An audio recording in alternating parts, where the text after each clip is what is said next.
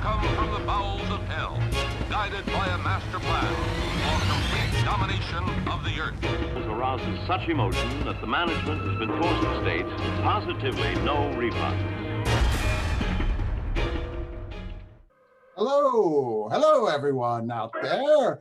Welcome to Deliberations of Doom. And if you don't know what that is, that's okay. It's been a while since we even had a Deliberations of Doom.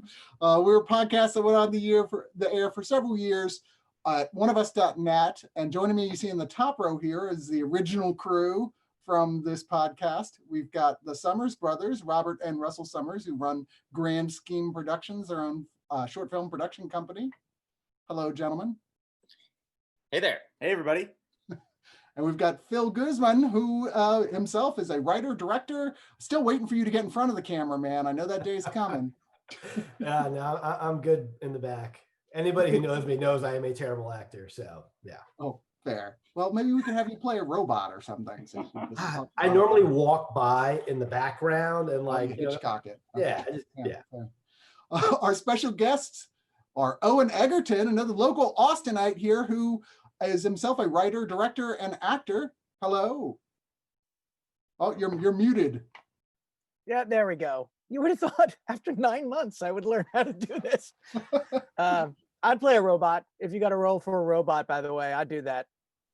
You're also a movie mocker. That's true. I both make them and mock them, which is a dangerous tension in my career. And also joining us is Brea Grant, who is living in LA, I believe. Is that correct? That is correct. Yeah. Former, I guess you're always a Texan, right? Yeah. Born and raised in Texas till I was in my mid-20s, but I've been here for a long time. And you are a writer, producer, director, actress, a number of productions. This year, you have had a super productive year. I had a super productive last year, and it all is coming out this year. So right. This year I've been at home like everyone else. I've worked with Philip. I call him Goose, so it's weird to say your first name. I don't know. You call me Goose. Multiple times, and you just said I'm good in the back, and it took me. I was like, please go to me now because I need to say that he's good in the back. That's a very funny thing to say. Whatever, it didn't get that quick enough. So I am Chris Cox, the host of the show, and our topic this week is something I've been thinking about a lot, which is, doesn't it seem like horror has been making some pretty aggressive moves in the 21st century away from being a genre that's thought less of and are given less opportunities to one that is sort of maybe the most inclusive genre in a lot of ways, and trying a lot of things that everybody else seems to be following the path that horror sets.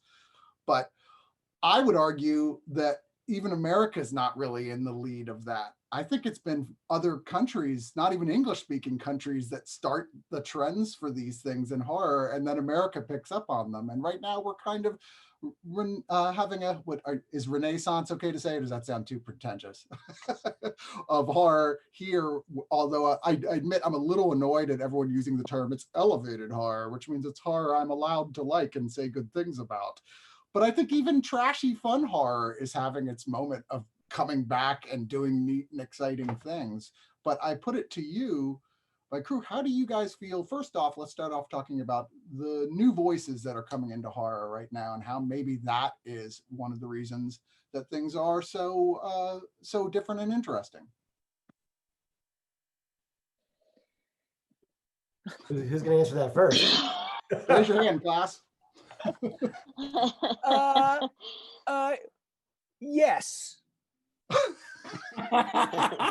So I think we can probably, that's it, we're done. I think we're done, right? Good show. Honestly, I think, it's always like a weird thing of when you can oh, now great things are happening. Great things have always been happening in horror, and even we would talk about that America or English-speaking films being in the lead. Germany gave us some of the best first horror and kind of set us off. And we're still living in that tradition to this day from what horror gave us. I do think one of the cool things that you're seeing now is a lot of voices that were kept out of the room,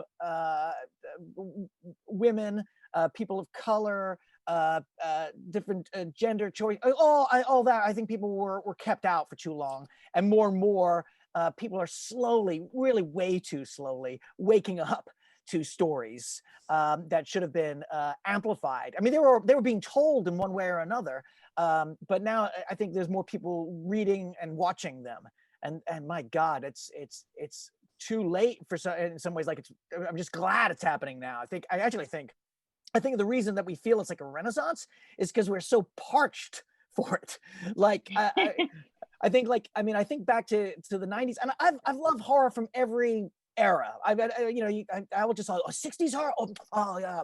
Oh, 50s horror. Oh yeah, that's the one. Oh, 90s horror. So good. But if I think about a 90s horror poster, it's four very attractive white 20-year-olds, kind of all in black, standing in a triangle and looking out. They're like, Yeah. and they all know what someone did last summer. And there's like one person of color, and sexuality is very hetero, and it's all that. And that's just kind of, that's what we were kind of eating. And I think we're like, we're so hungry and parched. And then like now we're like, oh, by the way, look at this. Did you see this? And we're like, oh, these are flavors I needed and nutrients that my body was starving for. Yeah, I was going to say, there's that weird dividing point between the 90s horror where it's like just like that. It's just this array of good-looking teens and the one person of color, or possibly the gay friend, if it was really ballsy, right, are getting killed off by a mass killer. And then the Kevin Williamson divide, where it's like, oh wait, we'll do it all again, only this time they know what horror movies are.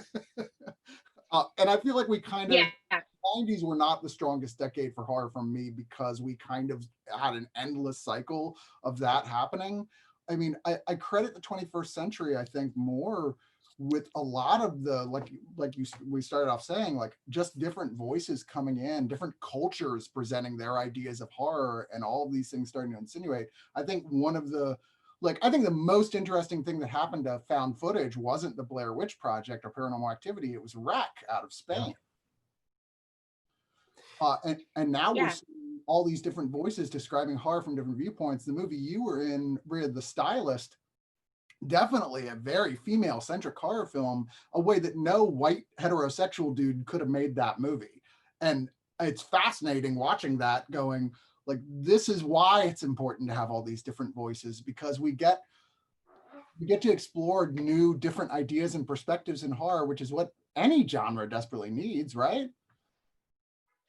Yeah, totally. I mean, I wouldn't say that, I think that, I like to have faith in the white heterosexual dude filmmakers that they could make a movie like The Stylist, but I would say that The Stylist, I think, could only be made by Jill, because I think that she brought a lot of herself to that, brought a lot of she also was dealing with anxiety with the movie. I think the movie is really just a great exploration of anxiety in general, and brings herself to it in a way, which I think is what happens when you get all of these new filmmakers, is they're going to bring things that we haven't seen before, that other people could in theory bring, but they have not yet done. And I just wanted to speak to, I feel like a lot of what's happening now is a reaction to that 90s era film, where we all are familiar with it, and there is some love for it. Like I do have some love for that era. I am a child of the 90s. I loved the 90s, but I know that we can do better. And I think, look, we're all a bunch of misfits. We're all a bunch of misfits who didn't fit in wherever we were, and that drew us to horror, right? And we were watching those movies even though they fit in with the mainstream or whatever. But yeah, it makes sense that all of us misfits will be thinking about other voices now, because we are the other voices. We literally are them. For me, it totally makes sense that we're doing this sort of socially conscious horror. We're all putting ourselves into horror, and we're already thinking socially consciously, because that's the way we came up. My background is not filmmaking. My background was being involved in anarchist politics. So that's things that I want to bring to filmmaking. Yeah. I partially wonder if like technology and cameras getting cheaper and cheaper and editing software getting more accessible, and then like the fall of things like the blockbusters and the whatnots that literally could make a fortune off of Leprechaun 3, Leprechaun 4, like all these bad movies that they're literally just preying on that shelf space to like literally, and because those don't exist anymore, it's really hard, like, for, them to keep making those cliche, movies. And so it's really helped a lot of people get out of that, because you're right. Like a lot of people are like, oh, that's elevated horror. It's like, no, that's just a good story, man. And I think so many things now are like, I mean, I'll tell somebody I like a movie and I'll be like, yeah, it's a horror movie. And they're like, no, it's a crime movie. I go, no, it's a pretty horrific movie, man. Like bad stuff happens in there. And so, yeah, I do like that horror is definitely growing. And I mean, I definitely think, hopefully sometime soon they'll even have like major awards that recognize, because they already recognize musical, comedy, drama. I mean, there's been some pretty, a horror movie won best script 2 years ago. So they do actually. That the Critics' Choice Awards this year introduced the Super Awards. Critics' Choice has like a specific genre section this year just for horror and sci-fi and action movies, and Angela Bettis got nominated for it for my movie 12-Hour Shift, so that's how I know. Yeah. That's awesome. Yeah, so like I like literally there's like a Critics' Choice Award. My movie got nominated for Critics' Choice Award, which never would have happened 10 years ago. Yeah, that's awesome. I just saw that. I thought it was terrific. Bettis is she's amazing. She's amazing every time she does anything. What a gift. I met her, this is just a funny story. I met her for the first time at a friend's birthday party in Austin many years ago, and I had no idea she was an actress. And she had just starred in the Carrie reboot, and I didn't know that she was the star of the Carrie reboot. And we were in a conversation about Stephen King movies, and I started bitching about there being a Carrie reboot, going, who would want to watch that? And she's laughing her ass off. And my friend was like behind her going, I'm like, what? It's like, that's the girl. And we stayed friends because she thought it was a riot, and she also agreed with me. So classic Cox. I was going to say, I think every year or 5 years you hear about horror coming back. I think it even happened in the 90s, when you have these things that we're talking about when Scream, and I Know What You Did Last Summer, horror's back. And then, Saw and Hostel and horror's back. And I think in the public consciousness, they're always thinking about, oh, well, this horror sort of breaks through. But I think as horror fans, we're constantly aware of all these good movies that are coming out, and they may not get the press or the box office, but there's so many good movies that have come out over the last 30 years that people just don't hear about. And I think that's one of the things to think about. But I do think that as we've said, in a mainstream way, horror has stopped being this ghettoized genre. I think what you were saying, Chris, about other countries doing it so well. I think South Korea has made so many amazing films, and they're so entertaining. I try and tell people that all the time. I'm like, look, I know it's a foreign film. It is not homework. Like, there's just something about that culture that just understands how to do a great genre movie.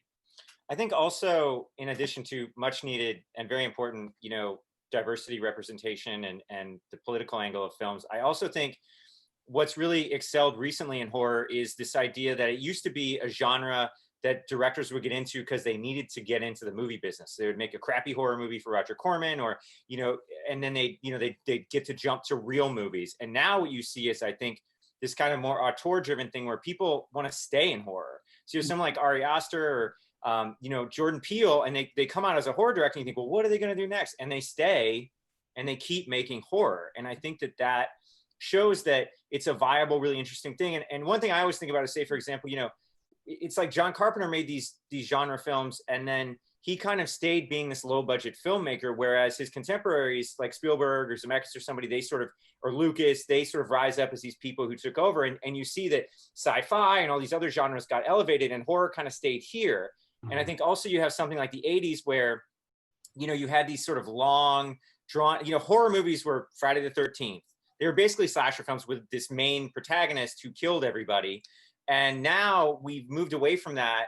And a lot more, the field is more open to what horror can be, that it can be these creeping, interesting things. I would say, for example, horror's on TV. And I don't think horror was really a TV main staple And now it's, you know, you have something like American Horror Story. My personal favorite is probably Channel Zero, which I thought was like an amazing addition to horror. But I think those kind of steps show how much horror has grown and changed. And you see, you know, it's not this kind of, and elevated is a bad connotation, but I think people are still grasping with this idea that horror is not this sort of B movie, that it's not a monster movie but it was always a fertile genre to put those kinds of themes and ideas in. I think people have been doing it all along. When you go back and you look at the 70s and you see that all these horror movies that we revere, that when I realized as I got older, oh wow, these guys were grappling with some really interesting stuff. And so I think that's one of the reasons that it can incorporate all these new voices. I wonder though, I think horror's always been, like you said, horror's always been doing this. Like, I think horror's, I mean, you know, Dracula's daughter was dealing with queer theory. Bride of Frankenstein was dealing with this before. And I mean, it's been, I think people dig it and they're like, but it's always been dealing with crazy stuff. I often think that I think sometimes in family trees in horror or in any kind of writing or film. And I think like modern, especially in the States, modern American horror has like a mom and dad in my mind, going back to the 70s. And it's on one side, it's Texas Chainsaw Massacre. And on the other side, it's The Exorcist. But they both do something that I think is constantly has to be reinvented. And what they do is surprise in outrageously shocking ways. Like Texas Chainsaw Massacre, you know, you go to watch that and you're like, my gosh, this film quality is weird. The lighting is strange. I recognize none of these actors. I don't trust this filmmaker. It's like you've gotten into a car and it's beat up and it's messed up and you're like, this driver could be drunk. I don't know where they're going to take me or where they're going to swerve. And I'm kind of frightened, you know, and they live up to that. And then The Exorcist was kind of Hollywood doing it. It's like, oh, I know these names. I can tell from the opening shots that there is money here and there's Hollywood here.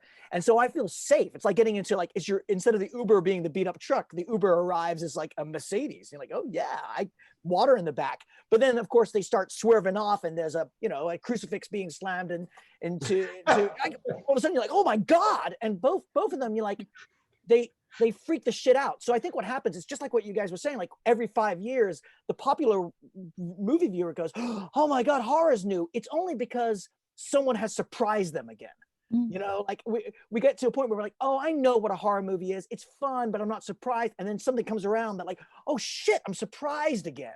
And the car that I thought I was getting into, I thought I knew how I was going to drive, is swerving out of the lanes. So I don't want horror to become too mainstream because horror's got to cross lanes. It's got to do that. I agree with that because what I was going to say was the reason horror could deal with all these really interesting things is because no one was paying attention, because it was in the dark and was, you know, not seen by mainstream people. A lot of times you thought of it as a drive-in movie or something like that. So I agree with you. And that's part of the fun of it. Yeah. Brea, you were saying? Oh, I think also like the reinventing of it all. I think horror fans love horror. And so we're aware of horror. I always think about how they always reboot Spider-Man. Like Spider-Man gets, every time we like rehear the origin story of fucking Spider-Man. I know how Spider-fucking-Man got made. I get it. It's a fucking spider, whatever. Like, I hope I can cuss on this. I didn't ask, just did. I think Owen said shit a second ago, though, so it's okay. But I think horror doesn't insist on doing the same things. Yes, we do like the reboots occasionally, but I feel like instead, a lot of times we take the tropes and we're like, no, there's a cultural knowledge. Like the horror fans already have the knowledge of what happens in Texas Chainsaw. We know what happens in The Exorcist. We know if you go get in a car with a rando, then shit is going to go down because of what we saw in Texas Chainsaw, and we're prepared for it.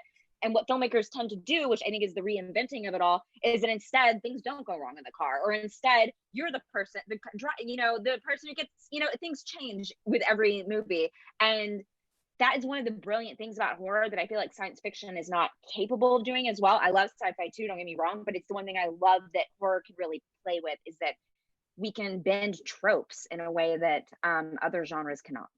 And I think there's a lot of more room for playing in horror because of the fact that it can be a lot cheaper to produce a horror film than almost any other genre, and still people will go to see it. I don't know what it is specifically about horror. Maybe it's just the fact that like your blockbuster makes your heart pump faster, but what other genre really does that you can, like, you can't make a family drama that's going to get audiences like on the edge of their seat, generally speaking, and they're going to have to get big names. It's going to cost more money. Horror a lot of times is tiny movies with no one you've ever heard of, like the Blair Witch Project, that makes a ridiculous amount of money because it's just not as important. And now in this DIY age of technology, I mean, literally, this puts this out in front of anyone. Hey guys, why don't you make a horror movie? You know, you're the high school kid down the block might make the next big horror thriller because they're secretly a genius. And unlike 20 years ago, they have the access to the technology to actually do it. Yeah. I mean, I think it's the same thing, Chris, of like, money usually doesn't help, right? I mean, like we've seen it, like where they make a big budget version of what was like a low budget made in another country, and then Hollywood makes it for more money, and it's not better because of it. Because again, it's like with more money, is like we suddenly we play it safer. Everyone's safer with more money. The nicer the car is, the less we cross the line, the less we're more worried about it getting it scratched. And we hire a capable driver who knows all the rules. But horror is a little more fun when they don't know the rules or know the rules so well, as Brea was saying, they bend the rules and break them. Yeah, 100%. I remember hearing somebody somewhere say, art can never be art until it's as expensive as a pencil and a piece of paper. And it's now, like what I was saying earlier, like technology's become way more accessible to people, that so many different storylines can exist. You don't have to answer to people. You don't have to like go to some producer who knows fuck all about the story you want to tell, who's giving you notes that don't relate to what your story is. He's just trying to play it safe and mitigate risk and make sure that they hit their bottom line and all that stuff. And horror doesn't have to play by those rules because, I mean, a majority of it can be done for, under $1 million, under $100,000, depending on, what you want to do. And, it's definitely, I think, where all the freedom comes from and why people champion it, because it's kind of like the punk rock of the movie world, Yeah. So. I mean, I think the economics alone of sort of filmmaking are important because unlike almost any other genre, horror is the one thing that you can make as an independent filmmaker where people don't ask who's in it. So if you make almost any other kind of genre, who is in it is a very important thing. Whereas, if you just have a really great sellable concept, that alone makes the movie valuable. And I don't think every other film can kind of have that. And I think that has opened up horror to get made and to take chances where other genres can't do that. And even more so now, there's so many streaming networks and so many options and windows to see programming. I mean, so many. I keep discovering new ones by accident. Have you seen this Midnight Pulp thing? It was like a smart TV streaming service. I was like, what is that? And I was like, holy shit, there's movies on this I've been looking for a decade. What is this? This doesn't cost anything. There's shit like that out there everywhere. And there's so many opportunities for these smaller films to get seen. I think maybe that's why it feels like a more exciting time, because now everyone is exposed to these wider and crazier horror films that are out there and are being influenced by them, as opposed to back when it was just those of us who were able to go to like horror film festivals, Yeah, I'm gonna say the negative thing here, though. I will say that even though it is a great time and there are people making all sorts of shit and cool shit, and there's all sorts of new people making stuff, the only thing is I think that the budgets there's no trickle down for the filmmakers, there's no trickle down for the actors, and I think it's in that way not a great time, because you still end up with the problem that a lot of dilettantes are the only people who can make movies, or people with day jobs. And I mean, I know a lot of people who are fortunate enough to make their living in other ways, but I don't know a lot of low budget horror filmmakers who make their living just making horror movies. I actually don't know if I can name any. And I think I do filmmaking, but I also do acting. I do the acting. And I will say that my acting friends I hear the most, and especially like the people you'd consider to be like names in the genre space, I think really struggle with either have to have a day job or have to figure out other means, because horror movies don't pay that well at this moment. If you're making them for a sub $1 sub $500,000, I mean, you aren't making enough that month to pay your bills if you go do a horror movie for a month. So yes, it's wonderful, but there are drawbacks. That's really interesting to me, and I'd like to know more about that. Do you guys have any advice for a filmmaker who's trapped in that position, or somebody involved with film? Like, is there a better road to head down in order to make it financially livable? Like, I guarantee no one, I mean, there's no one here who makes a living making horror movies. That's like, I mean, you may make a living making film. I know for me, like, I'm fortunate enough to get to work as an actor in television and now as a writer director in television, and that's the way I make my living. Yeah, and I mean, I primarily make my living in film and TV, and maybe that it is. I don't. There's not a good answer there. It's a weird thing because I think there is a sort of feeling if you're making movies, you've got a swimming pool. Like, and cocaine and limos to take you from the pool to the cocaine house, which is the kitchen. I don't know what rich people have, but that's not true. But I do think, I mean, maybe one of the places for writers and directors who are interested overall is like being also aware of television. As you guys were saying, like horrors in television now, and television does offer room opportunities, you know, the writer's room, which does provide a little more of a steady income and a little bit longer lasting sometimes. I mean, so I don't know, that might be, there's something to that, to being able to work on a show for 5 months or whatever it is, as well as make your film for, you know, in the same year. There's something there. Tell me more about this And I cocaine do- house. I want to know about that. I'm so uncool. I'm like, you know, the cocaine house, guys. I do not want to blame horror for this. This dawned on me maybe a year or two ago. Sundance did a breakdown of how much what the filmmakers did for a living, all the filmmakers who were in competition at Sundance, and none of them made the vast majority of their income from filmmaking. It was editors, it was people who had day jobs, it was whatever, but none of the films in competition were they make their living like actually like writing or directing. Like the film that they had made, they did not make their living that year. So I don't want to blame horror. I just think it is a little bit of a barrier for people who may not realize that at first when they kind of start to make horror movies. And it is a barrier to other kinds of voices, because if you're talking about people who don't have another source of income, or people who don't have parents that can help them out, or whatever the thing is that people use to help them, it ends up being a financial burden on them to make movies. Not that we got into this to make money, but yeah. I think it's really important for people to have other skill sets as well, just because like you have to pivot so often. I'm lucky that I get to make a living creating art all the time. Like I'm either shooting a commercial, a music video, a movie. Like it's always like a pivot, but it's still in the same realm of filmmaking. But yeah, it's like I can't just rely on, oh, I'm shooting a movie this year and that's going to pay all my bills. And it just, there's a lot of other things you have to get good at, learn how to maneuver and work around and learn how to budget really well. But it's like, because you have to look at it like directing, any human being in the world can direct. Whether you'll be a good director is a whole different fucking story, because all directing is having an opinion. Yes, blue shirt, walk through that door. It could be all wrong, but you're directing. It's not a physical, I guess a technical skill set. It's an opinion skill set, and that you develop over time. And so it's always nice to have some technical skills to mix in there too. Like I like being able to like, you know, shoot, edit, write, and do other stuff as well. So there's always, I guess my advice would be like, try to be as versed as you can be if you're going to be behind the camera, and try to do as many things as you can there if you want to kind of stay around it. Because there are lots of jobs there. I mean, there's lots of, you know, work for people on sets and things. It just depends on what you're willing to do and what you want to learn. I've done everything from being an extra in the background of a movie where I got paid my minimum thing. I wanted to know what it was like to do that. And it was interesting. And I hated being called an extra. I was like, I'm more than an extra. I'm background talent, you know?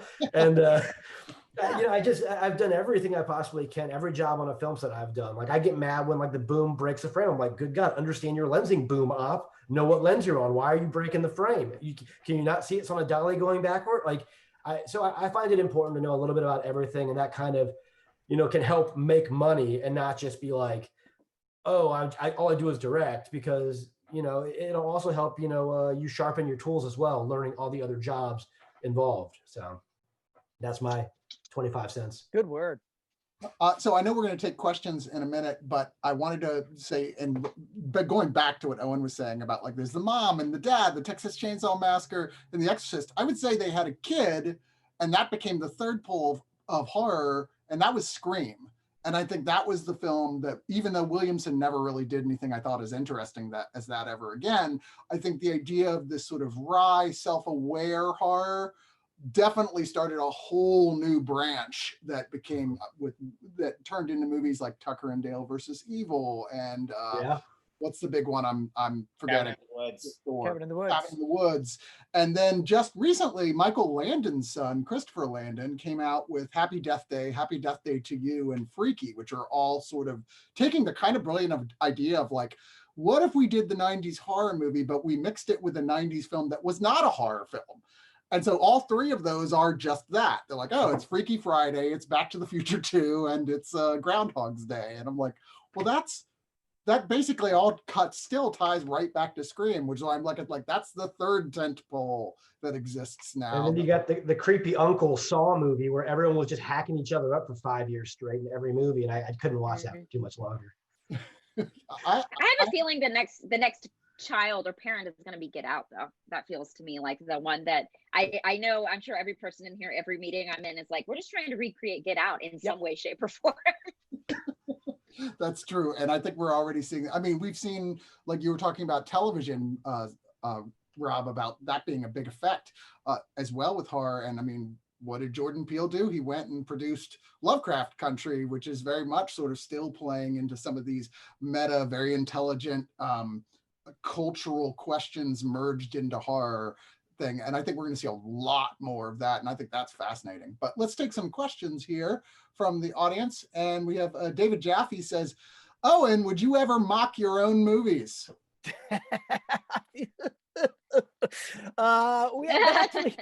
That actually happened at a Master Pancake. You know, Master Pancake's the show I do, and we mock movies at the Alamo Drafthouse, and then also now online on Twitch. We've been doing it, and we often have these shows where the audience brings a movie, and we let the audience sort of suggest movies, and they give a pitch of why this should be the movie to mock, and everyone votes. And there was one night, Doug Benson was visiting us from California, and he was with us, and my movie Bloodfest won. And it was really interesting because I think the other comics were like, yeah. But when it started, they were really kind of like, no, we're not gonna make jokes. No, that's fine. That was, you know, they were like trying to jab, but I think it was just they just couldn't be mean enough.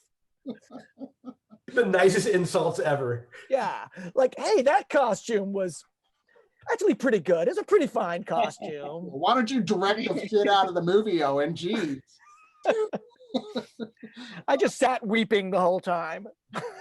He also asked, where do filmmakers like Joko Anwar fit into this question? I think he means in terms of like the interesting new stuff coming from New Voices. He's an Indonesian director. Impetigore was amazing. And writer. Yeah, Impetigore was so good. He did Satan's Slave, which was a remake. Well, sort of. It was kind of a reboot of a 80s Indonesian film.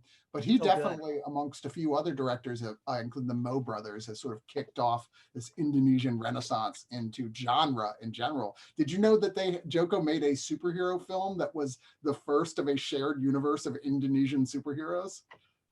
I haven't seen it, but I did know that. Love it. Just like, wow, there's some weird, interesting shit going on in Indonesia right now. Yeah. The first 5 minutes of Impetigore was incredible. Yes. Yeah. Good Lord. Yeah. I will say, we were talking about Fantastic Fest at some point, or maybe before things started recording. And I will say, like, I feel like this is when I see all of those movies is at Fantastic Fest every year. And it's such a bummer that obviously, like, there was no in-person Fantastic Fest.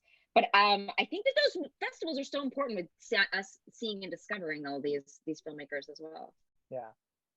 Yeah, I totally agree. I mean, I got so much of my tastes from Fantastic Fest as well, and just that post-movie discussion and being able to listen to all these different voices, including the filmmakers themselves.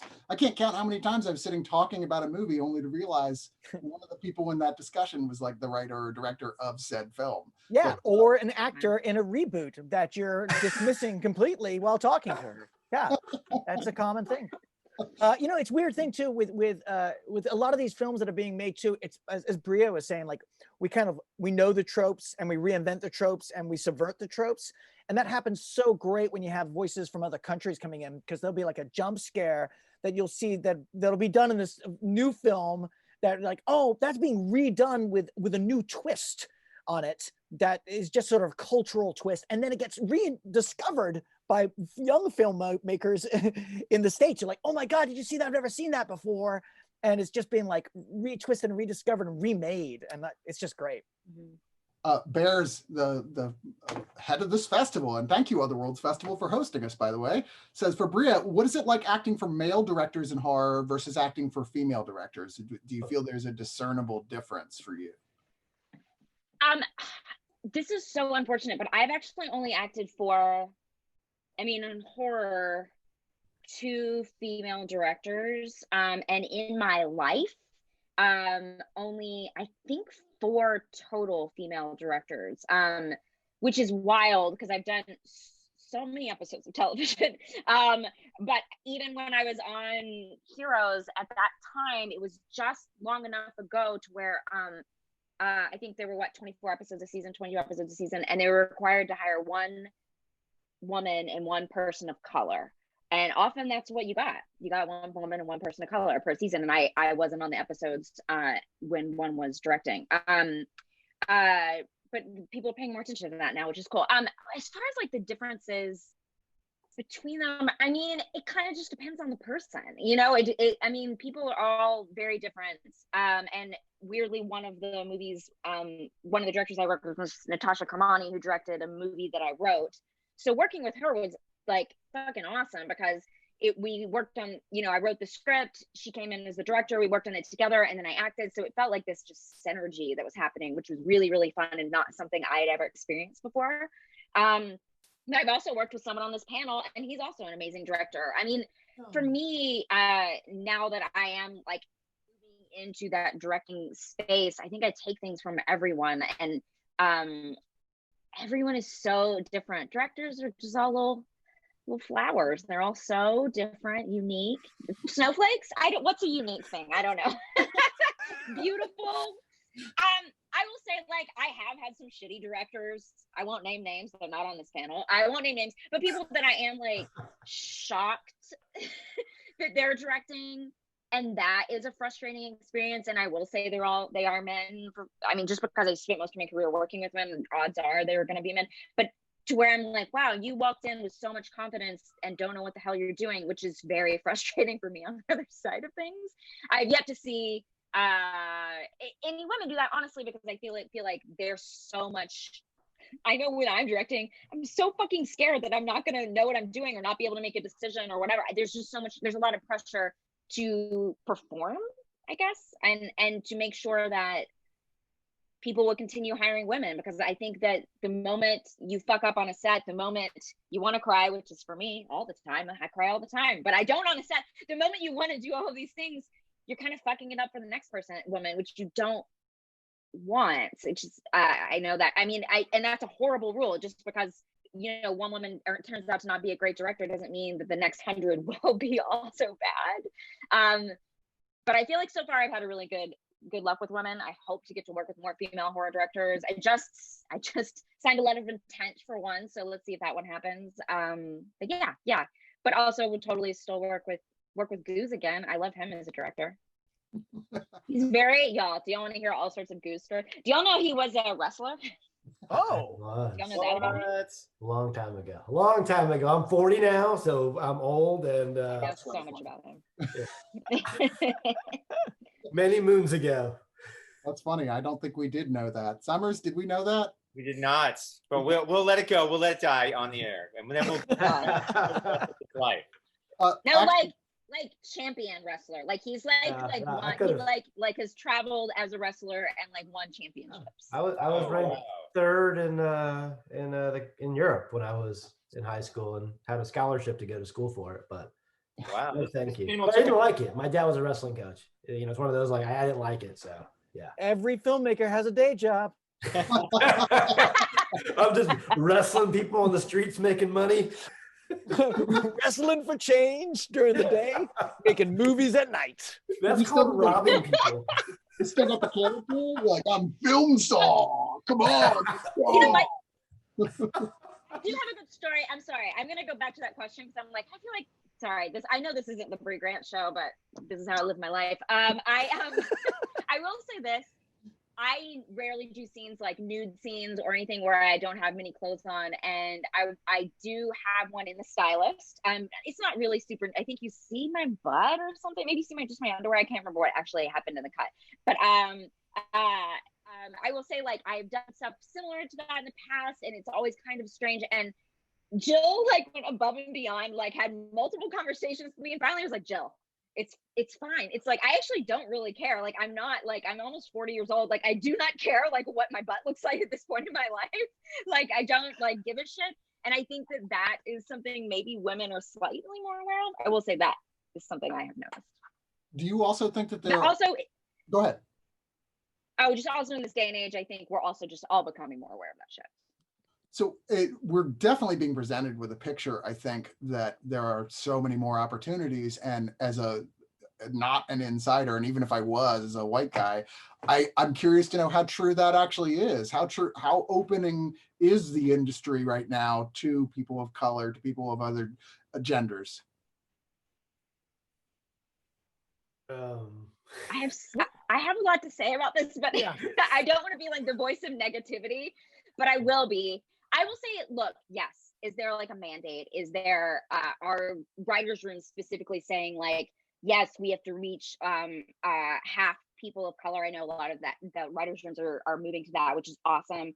Obviously the Oscars have changed. We've started to see that, not just because of social pressures, but also because we realize that, like, hey, guess what? When we include people of color and women in shows, like, they make money, people like them, they're actually good. And they draw in audiences, and that is great.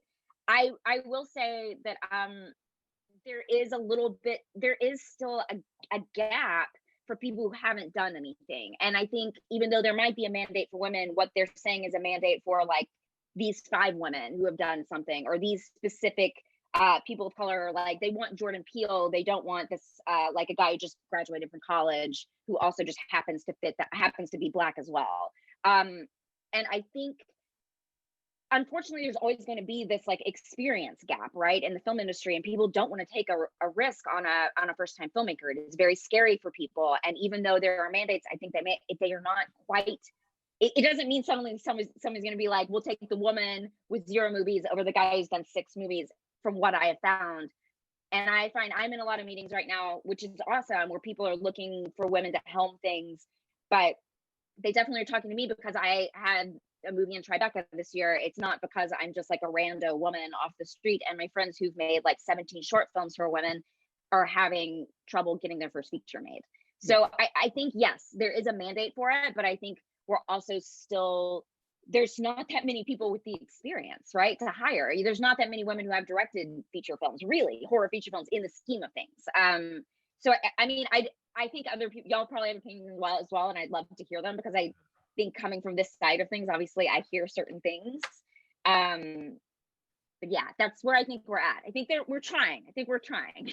Yeah, it's definitely interesting. And like, I've got, lots of my friends are out in LA, and I'll hear the positives and negatives from it, because there's definitely both perspectives of that side, where I hear people like, oh, I'm just a white person trying to act and I'm getting no castings anymore. And so I'm like, I'm sorry, dude. What do you want me to do? I don't know. And so there's definitely the yin and the yang of like people definitely not getting cast for certain things or whatever. And I've always been in the mindset to where it's like, it's called acting as well, where it's like, now it's like, I don't know. It's gotten kind of super, super, super PC, but it needed to kind of go in that direction as well. So hopefully it can swing the pendulum into more inclusion. But then you get stuff like, I had a weird thing where I was, I had a script that a studio gave good coverage to, a little minor studio, and they greenlit it. And I'm a Hispanic, Mexican-American writer. I'm liberal, don't like Trump at all. Like, I'm, on this side over here. And I get notes back from Stellan Skarsgård, who reads it and goes, the villain was a cartel hitman. And he goes, this is pro-Trump, whatever this, that, and the other. I'm like, dude, I'm a Mexican. I can write about Mexican villains. I'm not pro. And like, but it's like, how far does that pendulum go that way? That it's just blanket statements without ever like doing research over. And then it's like, now we can't have a Mexican villain because it just gets weird, like how things go. And it's obviously probably a whole different podcast like that can dive into this. But it's definitely interesting and weird. And all we can do is help push that way, and then I don't know, write it back in, and then it's complex. Yeah, sometimes it feels like the film industry, especially out in LA, it's like it's like your parents have just learned that racism exists, and they're like, oh well, we've got yeah, and they're like, let's invite some people over tonight. We're gonna be, not a lot of them, but some of them. Yeah, nice and the ones. only person they invite is Jordan Peele. They just invite Jordan Peele. That's the only person they invite. Yeah, and it is that way. And Brea's totally. I mean, and you're totally right that what Philip was saying of like it sometimes they're sort of like, no, Philip, we're going to tell you how to write about Hispanics. Yeah, we don't think you. Let us tell you how to do it, and it just sort of swings in that way. And then what Brea is saying is so totally true. That I mean, there's still this like. I mean, often it's like, well, who are we going to get to be in the room? Well, who do you know? Well, I have a room of 8 guys. There are 8 white guys. There are 8 white straight guys. Well, they're buddies. And that is just continuing. I mean, part of the job, I think, of folks who've been in the industry a little bit longer is learning how to listen and learning how to amplify. Like, what. Yes, cisgender, straight guy. What people am I reading and passing on to my manager? Mm-hmm. Or what people am I saying? Have you seen her script? Have you seen their project? Like finding that, and I'm still learning how to do that. But that's like a responsibility. I feel of like people who've been in the industry a little bit longer, because they're like what Brea was saying. They're not getting the breaks. Straight cis white guys are still getting the breaks. Yeah. But what's rad, I think, what's dope is that we're having these conversations, right? I mean, like that, you have to start somewhere, and like we're having the conversations. We're saying like, let's make sure the writers' rooms are more equal. Like we're attempting, and I guess at least your parents like learned. Our parents learned what racism was, and so now, to use your metaphor, so now we're trying to like act on that, I mean, at least that is what is. I mean, I think that is a move in the right direction. Is that I just helped cast a TV show. Like I was in the writers' room for a show, and we talked a lot about the characters and who we're going to cast. And I feel like if we made that show 5 years ago, there would have been no open conversations about race, but there were, and that was race and trying to cast. We have a trans character on the show, trying to cast an actual trans person for that character, like actually having those conversations instead of being like, oh, but I'm friends with this super famous person. This person should be in the show. And I think that's a huge step in the right direction. Yeah, I think it is important having the discussions, which is happening more and more now, and it becoming a very public forum where everyone is being very vocal about why is this still not happening?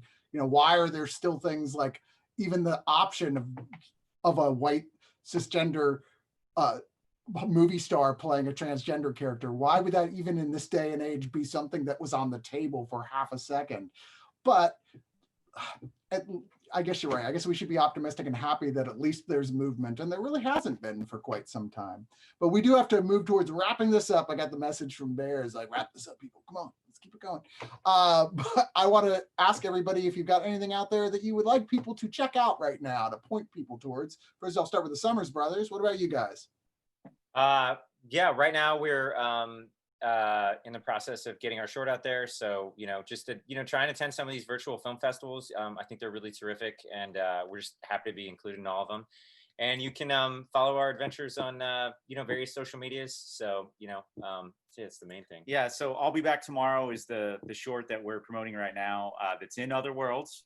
Very grateful to be in that. And then our other short, See You on the Other Side, will be at Sci-Fi London next week. Next week. Awesome. Phil? I'm just always doing lots of stuff. I've got one movie that I shot, I guess, a year and a half ago that I think we've got a Netflix offer out. I'm not sure. It's called House of Glass. It's a fun little tiny movie that I shot, directed, edited, gaffed, produced. We had like a 4-man crew. I just wanted to do everything. I just wanted to try it, and so I did it. And we've got some sales offers on it now, so that's fun.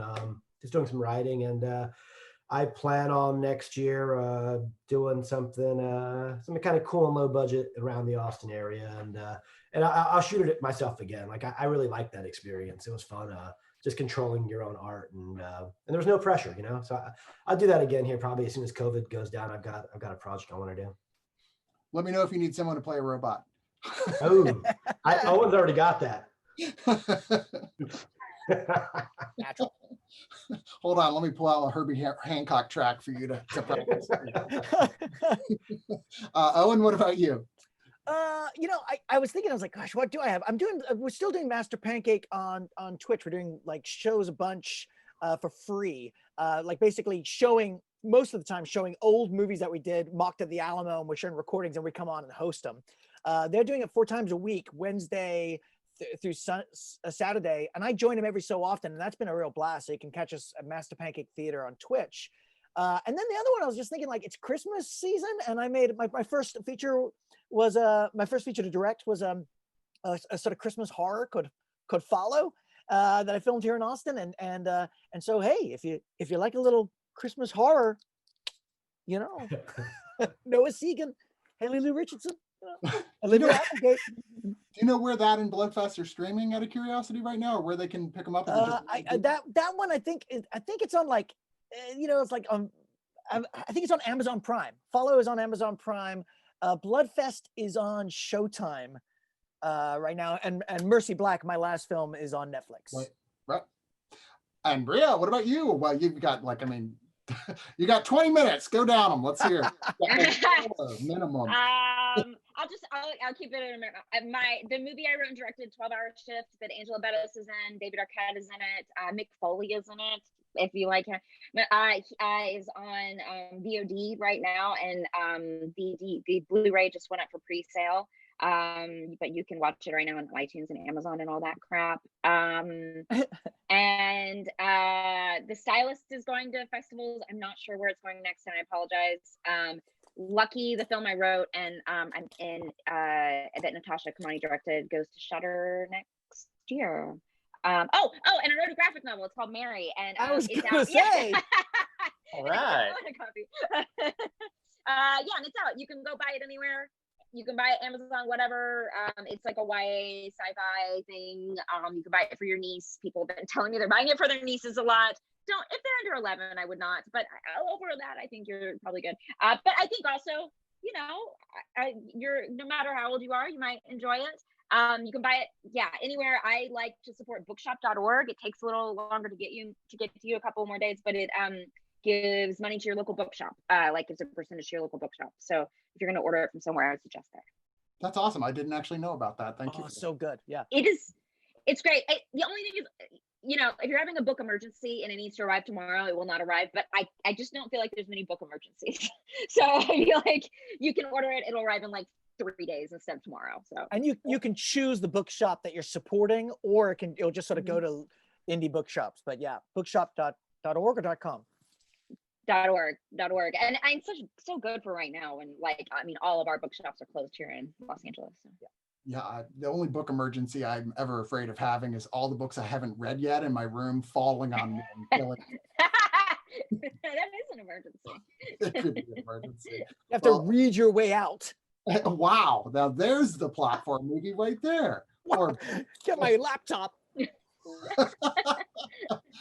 And you can find me on Oneofus.net. If you want, we're not running the show Deliberations of Doom currently, but we have a huge archive of previous shows which are evergreen. You can check out where we go kind of by topic, like, well, here's our John Carpenter show. Here's our show about vampires, where we just kind of go movie by movie in a group discussion that are still a lot of fun. I think people who like horror might enjoy checking those out. And it's always fun seeing the insights of these guys over here, Phil and the Summers brothers, who love to tell me how wrong I am, and they're usually right. This might be the first time I've done one sober. Yeah, right. Normally I've got a couple whiskeys in me by now. So that's fair. That's fair. I'm trying to stop drinking at home because, well, I'm always at home. But thanks for watching, everybody. Thanks for joining us, guys. And I hope everyone has a good Christmas season. Yeah. Thanks for watching our video. This is Oneofus.net. Like and subscribe to keep us going. Check out all the rest of the videos we have here on YouTube. Go to Oneofus.net for tens of thousands of audio recording podcasts that we've done reviewing your favorite movies and television shows. And you can even become a subscriber there for yet more stuff, including commentaries for movies and television shows. Join Oneofus.net, support Oneofus.net, like and subscribe, and thanks for watching.